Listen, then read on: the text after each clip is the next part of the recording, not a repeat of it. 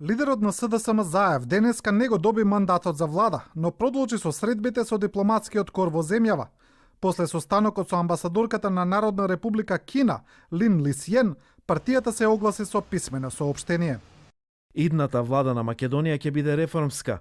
Подготвени сме да ги спроведеме сите неопходни реформи поврзани со економски напредок на граѓаните и на државата, како и за обезбедување независни институции, целосно независно судство, независни медиуми, квалитетен живот за сите граѓани и отворање перспективи за напредок и развој на Македонија се нашите цели.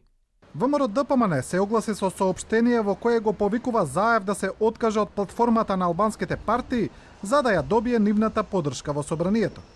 Граѓаните не гласаа ниту за менување на банкнотите, ниту за официјализирање на албанскиот јазик на цела територија, ниту за создавање бинационална држава или федерализација или кантонизација.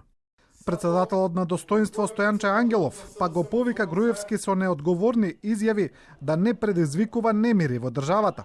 Заев да не преговара надвор од уставот, а председателот веднаш да го додели мандатот.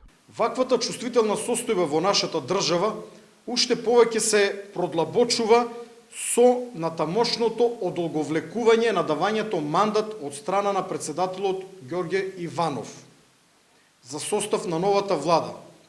Затоа го повикуваме председателот на државата Иванов веднаш да го додели мандатот за состав на новата влада на Република Македонија.